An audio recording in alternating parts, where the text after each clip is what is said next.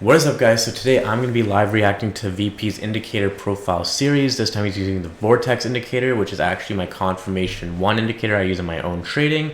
I'm going to see what VP says about it. Hopefully he puts in the top 100 indicators. If he does, I'd be happy with that. It's the Vortex indicator, boys and girls, ensuring that the money in your account does not go down the drain. Alright, let's go. New intro, I like it. This video just came out a few days ago as well, so I'm really excited. I saw this, I'm like, I definitely have to make a video on this. If you're new, enjoy the video, but a lot of what we do here isn't going to make a lot of sense. We test these indicators in the context of how we already trade, and so if you don't do that, then this is not going to mean a whole lot to you. So go to nononsenseforex.com, get yourself started. You are going to love what you're going to see. But for the rest of us, let's get into things now. This was created in the year 2009. We like that. This is going to be a confirmation indicator again. Only this time it's going to be a 2 lines cross indicator. And could you use it as an exit? I don't use the Vortex as an exit indicator. I think that there's just better exit indicators out there, and I don't think it really works as an exit indicator. You could.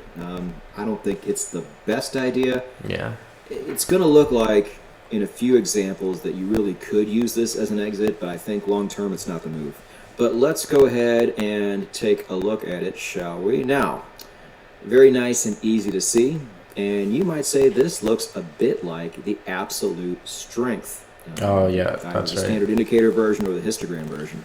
And it certainly does have some similarities. So what you want to look at here, very easily, as soon as they cross, you want to see which line is higher. So in this case, the blue line is higher. That means you will be entering a long. Pretty standard for 2-line cross. It switches places, and the red line becomes higher after the cross. So when I slow it down and I tweak the settings on the Vortex, it actually reduces the amount of lips that occurs. So it avoids a lot of the false signals, but it still gets you into those really nice long trades that you want to be able to get into. But you have a pretty friendly example here. Nice trending. Now what's kind of nice is if you look at this short, you're getting in right about here, and it's keeping you in all the way till right about here. I think VP just talking about this for the sake of the indicator, but if you actually trade the no-nonsense Forex way, like, you would not be entering in this position right here. This would be outside of your ATR bands, and even if you didn't follow that rule, you'd probably still hit your stop loss coming up that way. So I think that VP is just using this example for the sake of describing this indicator. But in an actual trading scenario, in the no-nonsense Forex way of trading, you would not be entering that trade. Not bad. That's why I said there's some instances to where it does look like it might be a good exit indicator as well. But I do remember testing this one. I am familiar with this one. There have just been too many instances where it just does not get you out at an optimal time. By all means, test it as one, but just... I can tell you from my experience, I was not pleased with it in that particular application. So we're going to show you the testing numbers we got from Stonehill Forex, but before we do that, read this, understand this. Moving on, what we will also give you down below in the description is my automation blog, which is a great blog on its own, but it has the video on how to test these yourself. So this and any other indicator you may find along the way, how you can simply just pop it in and get results on your own. You will also see the link to the Stonehill Forex blog that dives deep not only into this indicator, but the tweaked settings that I purposely don't show you in the examples. So, shout out to Dylan G and his trading journal channel on Discord.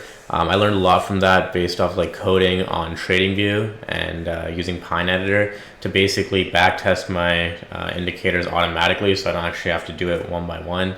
And so yeah, if you want to actually learn how to kind of code kind of like simple, dumbed down, you can just check out his YouTube videos and his trading journal channel on Discord.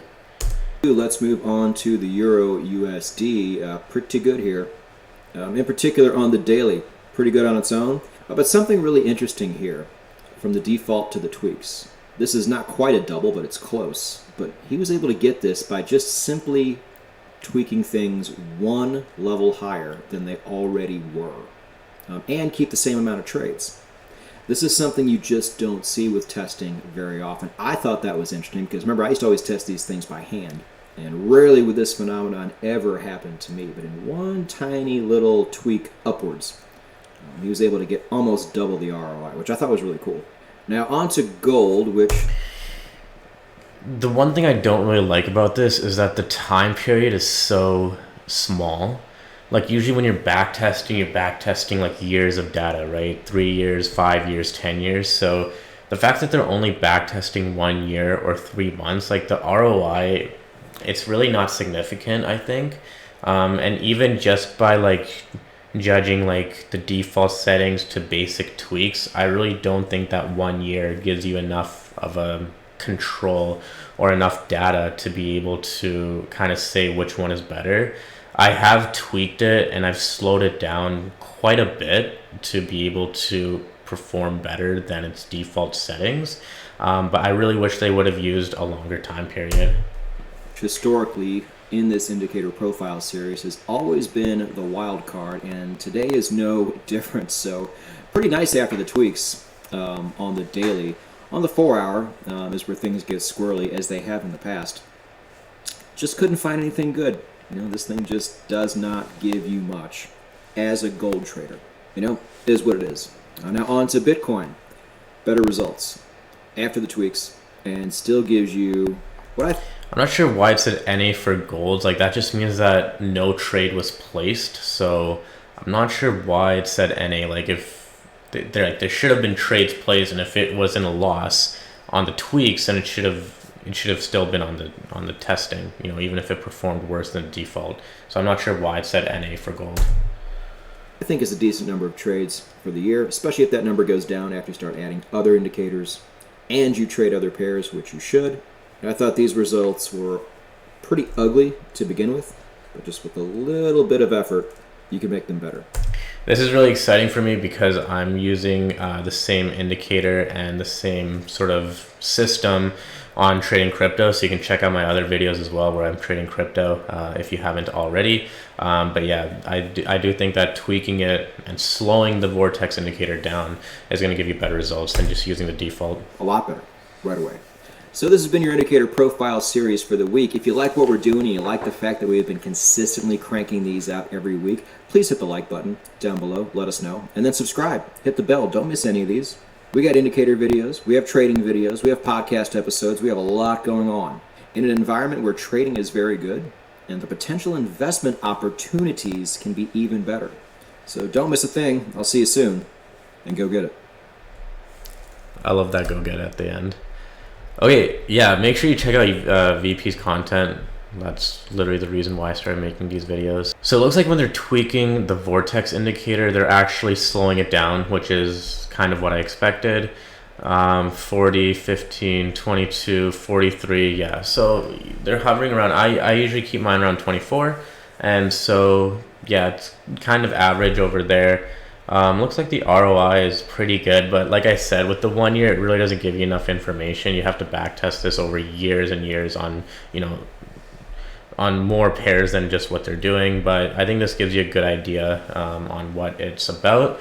And so let's actually take this to our trading platform on MT4 and then see how this would interact with our system. For this one here, this would be a trade right about here with the Vortex being our C1 indicator. Everything else is going, copy curve, volume indicator, everything says yes. And so this would be a trade here, and we would exit right at this candle here where our exit indicator is telling us to do so. So this would be about 170 pips, and we wouldn't have caught this whole run because our exit indicator got us out a little bit early, but that would have still been a nice profit.